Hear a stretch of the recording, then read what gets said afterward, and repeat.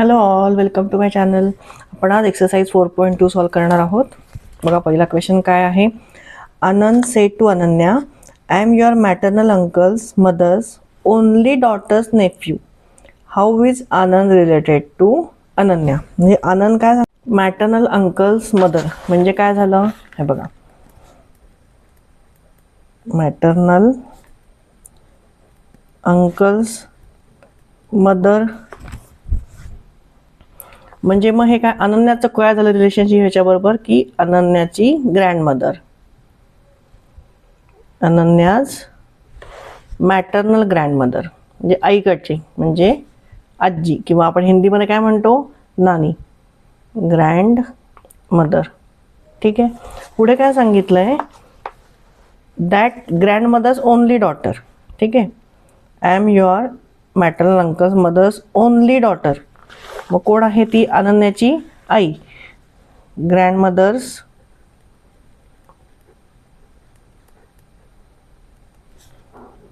Only daughter.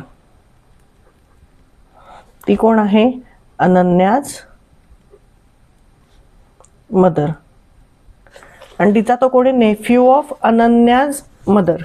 अनन्याच्या आईचा तो नेफ्यू आहे, म्हणजे मग तो अनन्याचा कोण झाला, कझिन झाला.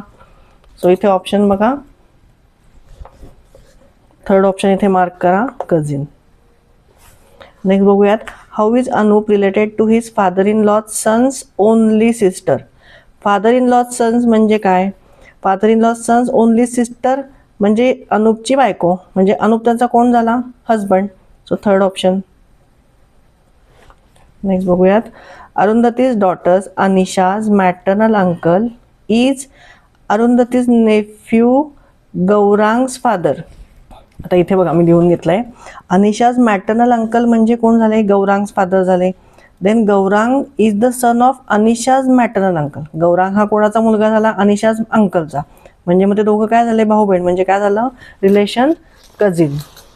सो इथे बघा, फोर्थ ऑप्शन इथे मार्क करा, कझिन. नेक्स्ट बघा. Atharva's father calls my father daddy. Then how is Atharva related to me. आता इथे बघा, Atharva's father calls my father daddy म्हणजे मग काय झालं, अथर्वचे father child of my father झालं. ठीक आहे. अथर्वचे फादर कोण झाले, child of my father. Then Atharva's father मग काय झालं, इज माय ब्रदर. म्हणजे ह्याचा, हे जे माय, आता इथे आपण एक्स धरूया, म्हणजे हा एक्सचा काय झाला, हा ब्रदर झाला. आणि मग त्याचा मुलगा, then how is Atharva related to me म्हणजे त्याचा मुलगा कोण झाला, मग त्याचा भाऊ झाला. म्हणजे फोर्थ ऑप्शन, नेफ्यू. कारण वडिलांकडच्या ह्याला आपण भाऊ असेल तर काय म्हणतो, नेफ्यू. आणि आईकडच्या ह्याला आपण काय म्हणतो, कझिन. सो इथे फोर्थ ऑप्शन मार्क करा.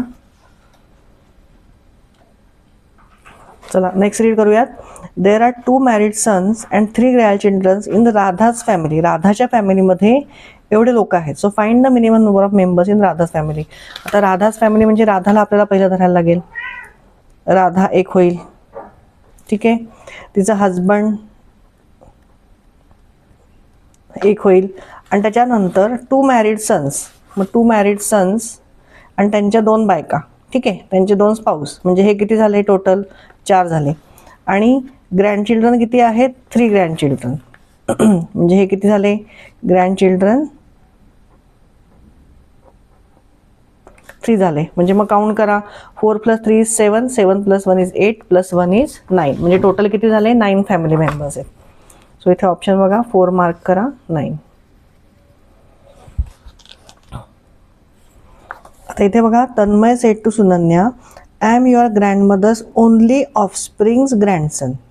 How is Tanmay related to Sunanya. आता इथे I am your grandmother's only offspring. Offspring म्हणजे काय, मराठीमध्ये आपण त्याला म्हणतो संतती. ठीक आहे. म्हणजे ऑफस्प्रिंग्स ग्रँडसन म्हणजे हा कोण आहे, याचा ग्रँडसन आहे, ग्रँडमदरचा. मग तन्मय आणि सुनन्याचं काय आहे रिलेशन, म्हणजे सुनन्या काय झाली, हिंची एकमेव अपत्य झालं, अपत्य किंवा संतती म्हणू शकतो आपण. म्हणजे या दोघांचं रिलेशन काय झालं, सुनन्याचा मुलगा हा झाला तन्मय. So option 4. नेक्स्ट बघूयात. आता इथे बघा, Prathamesh is Sugandha's son's paternal uncle. How is Prathamesh related to Sugandha. म्हणजे प्रथमेश इज सुगंधाज सन म्हणजे सुगंधाच्या मुलाचा तो पॅटर्नल अंकल आहे. म्हणजे कोण आहे? काका आहे. मग how is Prathamesh related to Sugandha म्हणजे या दोघांचं रिलेशन काय? म्हणजे सुगंधाचा हा कोण झाला? Brother in law. सो इथे फर्स्ट ऑप्शन. म्हणजे कोण झाला इथे? मराठीमध्ये आपण काय म्हणतो? दीर म्हणतो. म्हणजे इंग्लिशमध्ये काय आहे? Brother in law. सो इथे फर्स्ट ऑप्शन. चला नेक्स्ट बघूयात. Soham is Piyush father's in law sons. How is Soham's nephew related to Piyush. सोहमचा नेफ्यू म्हणजे काय? हा झाला पुतण्या झाला. म्हणजे हा सोहम त्याचा काका झाला. आणि मग हा Soham is Piyush father's in law son आहे. म्हणजे हा कोण झाला? सोहमचा कोण होईल मग? तो मुलगा. परत एकदा लक्षात घ्या. Soham is Piyush father in law son. पियुषचे फादर इन लॉ म्हणजे पियुषचे कोण झाले? हे सासरे. त्यांचा हा मुलगा आहे Soham. How is Soham's nephew. Soham's nephew related to Piyush म्हणजे सोहमचा पुतण्या म्हणजे हा यांचा मुलगा झाला पियुषचा. So answer 4. नेक्स्ट बघा. Pointing towards a photo Kusum said he is the nephew of the sister of my sister's paternal uncle's wife. How is Kusum related to the person in the photo. चला बघा, पुढच्या ह्याच्याकरता मी आता एवढं वर्किंग केलं आहे. थोडंसं अवघड आहे समजायला म्हणून मी एक एक पॉईंट लिहून घेतला आहे. कुसुम सिस्टर पॅटर्नल अंकल म्हणजे हर फादर्स ब्रदर. ठीक आहे. कुसुम सिस्टर्स पॅटर्नल अंकल म्हणजे तिच्या वडिलांचा कोणतो झाला? भाऊ झाला. दॅट अंकल वाईफ म्हणजे त्याची कोण झाली? काकू झाली. अंकल्स वाईफ आंट झाली by marriage. The sister of that wife म्हणजे लेटर कॉल आपण एस म्हणूयात त्याला. ठीक आहे. मग the person is nephew of S.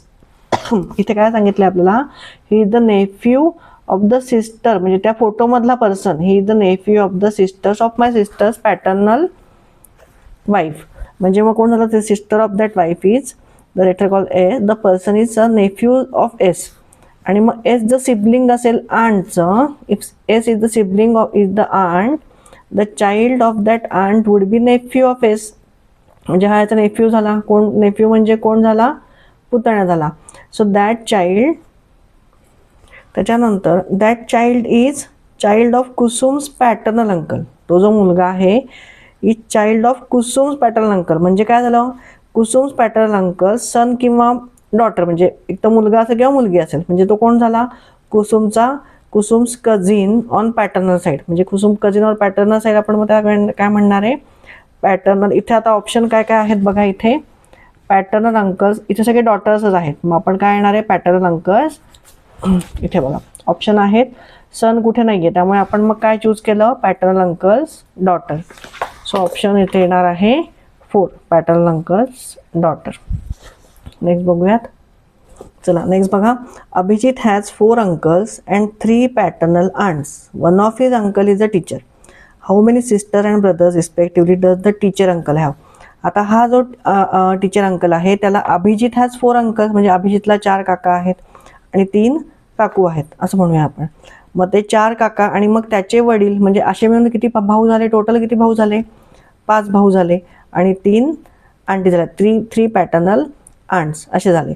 So one of the uncle is a teacher. So how many sisters and brothers respectively does the teacher uncle have.